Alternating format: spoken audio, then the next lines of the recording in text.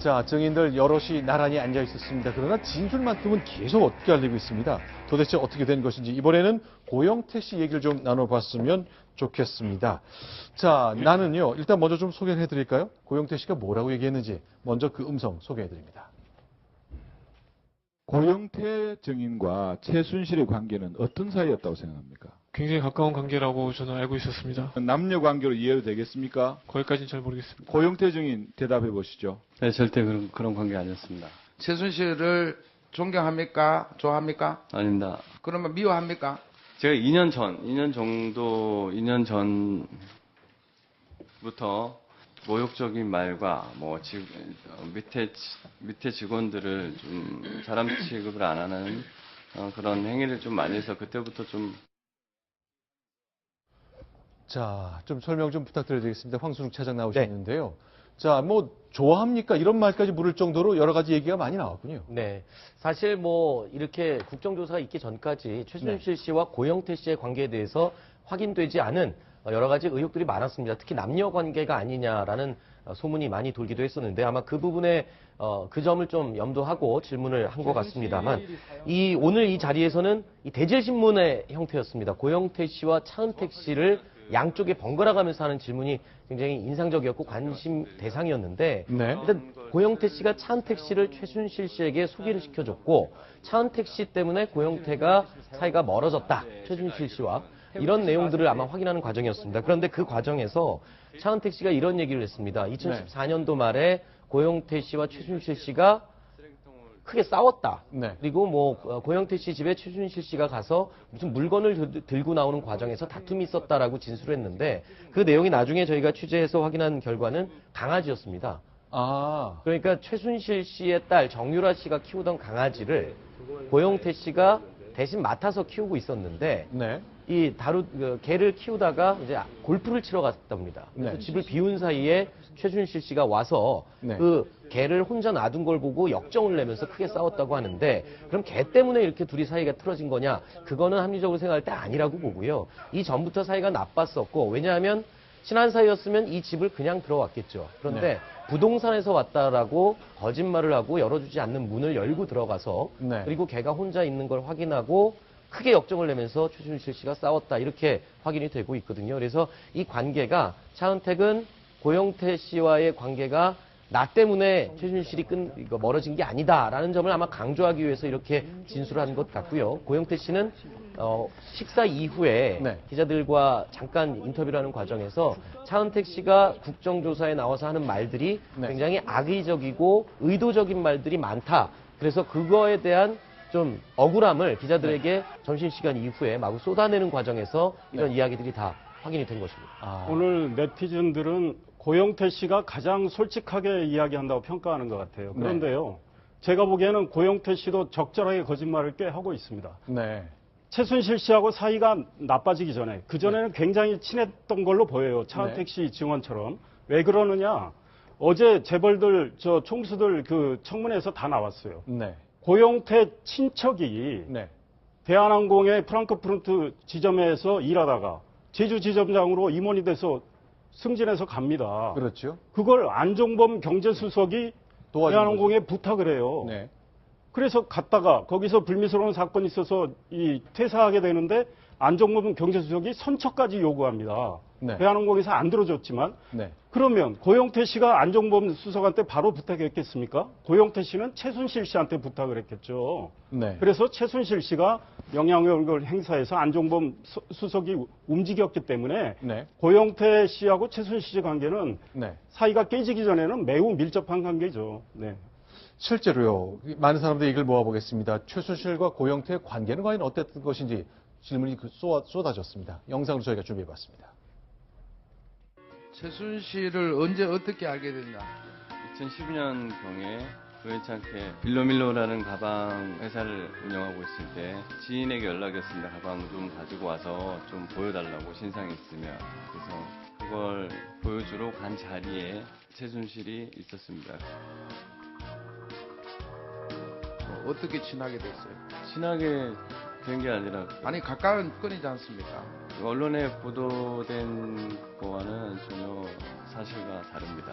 블루케이의 직원으로 있었지 뭐 가까운 측근이고 이런 건 전혀 사실 모릅니다. 최순실과 지내다가 차은택 이후에 차은택 때문에 본인은 소원해졌고 차은택과 가까이 지내기 때문에 고영태 씨가 뭔가 앙심을 가지고 있다 이런 소리인데 어떻게 생각하세요? 전혀 사실과 다릅니다. 14년 말 정도에 둘이 싸운 걸로 알고 있습니다. 최순실 씨가 고영태 씨 집에 찾아갔을 때 그 고영태 씨 집에서 무슨 그 물건과 돈을 가져 나왔고 그걸 갖고 서로 그 돈이 본인의 돈이다라고 싸움이 생겼다고 들었습니다. 정유라의 강아지를 잠깐만 맡아달라 했는데 제가 그 강아지를 네. 그러니까 보면요, 차은택 씨는 지금 국회에서 전혀 안 해도 될 말을 지금 하고 있거든요. 네. 그래서 저를 보면은 차은택과 고영태가 상당히 사이가 네. 안 좋은 것만은 분명한 사실이고, 그리고 조금 전에 이제 말씀하셨지만은 쇠은실과 고영태의 관계는 아주 정말 특별하게 가까운 건 분명한 것 같아요. 아다시피 애완견, 반려견 키워본 사람 알겠지만 네. 가족처럼 같이 어울리지 않습니까? 그 개를, 그 강아지를 맡길 정도면은 그것도 본인이 아니라 딸이 맡길 정도면 이미 가족들과도 이미 긴밀한 서로 유대관계가 있었다. 네. 그 정도면 그 이전에 한 당에 거슬러 오슬러가서 그런 인사나 개입이라는 여러 가지 일들을, 비즈니스를 함께 했을 정도로 깊은 관계가 있다. 그러나 이후 지금은 묘하게 틀어져서 서로 지금 어긋나 있는 그런 단계인 것만은 아마 분명한 것 같습니다. 저희가 오늘 여러 가지 이제 질문 모아지는 것 중에 하나는 결국 최순실과 김기춘 두 사람이 잘 알았는지 몰랐는지를 확인하는 그 질문이 쏟아졌거든요. 안민석 의원이 어제 대기업 총수들에게 손들어봐라 했는데 오늘 비슷한 질문을 또 했습니다. 어떤 장면에서 나왔는지 또 소개해드리겠습니다. 지금 모든 증인 앉아 계신 증인들 중에서 최순실을 만난 적이 있다. 한번 손 한번 들어보십시오. 5분밖에 없습니까? 또 한 분도 계실 텐데요. 자, 5분은 최순실을 만났고 김기춘 실장은 여전히 손을 들지 않았습니다. 결국 이제 강제 수사하자 그게 국정조사에서 묻고 답하는 과정에 뭐가 나오긴 좀 어려운 걸로 봐야 되겠죠. 그러니까 이게 국정조사가요, 한계가 분명히 있는 것이, 뭐, 검찰 수사 같은 건 강제 수사, 뭐, 압수수색을 통해서 피의자를 신문하고 이런 부분들이 아니고, 또 이제 비공개로 하는 거잖아. 공개되는 것이 있기 때문에 말하고 싶어도 말을 안 하는 부분들도 있고, 사실 한계가 있는 것이 있습니다. 다만, 국회의원들의 나름대로 어떤 객관적인 물증을 가지고, 그걸 가지고 추궁을 하게 되면, 그러면 거기 나온 증인들이 거짓말을 한다거나 대답을 하지 않았을 때, 그 국정조사를 바라보는 시청자들이 국회의원이 저런 객관적인 증거를 가지고 있는데도 이 사람이 저렇게 반대로 얘기하면 저 증인은 거짓말을 하는 거구나. 뭐 이렇게 우리가 눈치로도 알 수 있고 어림짐작할 수도 있을 텐데 지금 뭐 모든 국회의원이 그런 것은 아니지만 일부 국회의원들의 질문들을 보면 이 객관적인 자료나 물증 없이 그냥 다그치기, 윽박지르기 이런 걸로 얘기를 하게 되니 그러면 증인들은 당연히 계속 입을 다물고 모릅니다, 아닙니다, 기억에 나지 않습니다 이렇게 얘기를 하는 것이고 그것을 바라보고 우리 시청자들은 가슴만 답답해지는 것이죠. 저는 오늘 이 국정감사 보면서요, 고영태 씨와 차은택 씨가 서로 다른 말, 차이가 나는 말들을 막 서로 주고받는 내용을 보면서요, 가끔 이제 뭐 애정 삼각관계에서 남자를 두고 여자들이 질투를 막 하는 그런 거를 한번 뒤집어서 생각을 해봤어요. 그랬더니 두 남자가